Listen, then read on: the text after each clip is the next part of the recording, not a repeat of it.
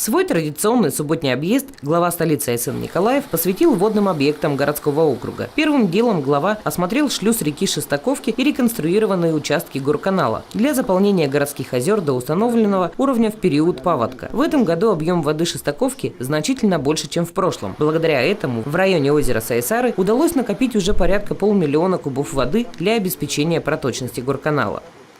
Вне зависимости от паводка на реке у нас горканал должен работать. Видим, что поступление воды очень хорошее. Мы, честно сказать, что ожидали, что оно будет в этом году меньше.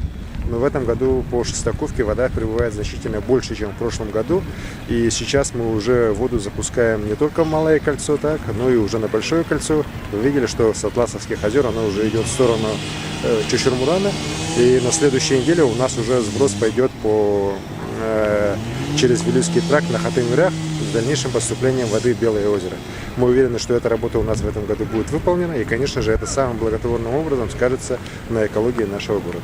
В период паводка из-за большой разницы уровней воды снаружи и внутри защитной дамбы началась сильная фильтрация воды. Поэтому было принято установить здесь 2 водосливных сифона, которые позволят выровнять уровни воды по обеим сторонам дамбы. Сифонный водоспуск состоит из отдельных труб, которые будут уложены поперек дамбы. Они снабжены затворами для наполнения и слива воды. В будущем планируется использовать водосливные сифоны ежегодно. Городская дамба протяженностью 17 километров состоит из 5 участков. Первый участок находится в районе Московской набережной. Второй участок идет мимо Зеленого луга до 202 микрорайона. Третий от 202 микрорайона до Речного порта, где устанавливаются водосливные сифоны. Четвертый участок от грузового района Речного порта до водоканала. Пятый от водоканала и далее. Именно третий участок городской дамбы служит защитным сооружением для Якутской ТЭЦ. В дни паводка на подтопленных территориях города было организовано круглосуточное дежурство спасательных служб. Глава города ознакомился с ходом работ по ликвидации последствий паводка в микрорайоне Даргалах, где совместно с коммунальными предприятиями столицы трудятся бойцы Сибирского спасательного центра МЧС России, прибывшие из Новосибирска. Всего в республику для оказания помощи по ликвидации последствий паводка прибыло 70 человек, из которых отряд, состоящий из 22 бойцов, закреплен на территории города Якутска. Бойцы задействованы в расчистке низинной территории от крупногабаритного мусора, который принесла с собой водная стихия.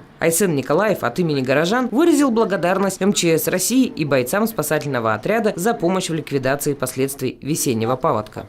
В районе Речного порта ООО «Аварийно-спасательное формирование сервис промышленной безопасности» ведутся работы по ликвидации последствий разлива нефтепродуктов, расчистки прибрежной зоны от крупногабаритного мусора и вывозу загрязненного грунта. Ситуация также находится под контролем Министерства охраны природы Республики и Росприроднадзора.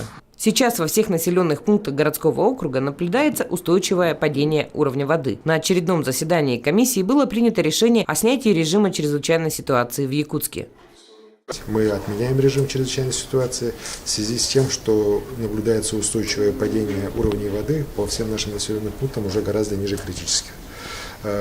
Поэтому сейчас мы уже должны будем принимать меры ликвидации тех последствий, которые паводок все-таки городу нанес. Это в первую очередь определение ущерба, нанесенного паводком, восстановление объектов, которые пострадали от паводка, дезинфекция территории, передислокация сил спасателей уже к местам постоянной дислокации в город. В общем, вот такая уже повседневная работа будет проведена. Считаю, что и муниципальные органы, и республиканские, и федеральные органы так и отработали в ситуации по чрезвычайной ситуации уверенно. Никаких потерь у нас не допущено, все отработано, все у нас, слава богу, обошлось. Что касается розлива нефтепродуктов, это, наверное, был такой вот единственный серьезный инцидент, который имел место быть. В Речном порту ситуация также стабилизировалась. Аварийная ситуация ликвидирована. Попадание нефтепродуктов в водозабор не допущено. В ближайшее время судоходная компания «Якутск» должна приступить к рекультивации территории.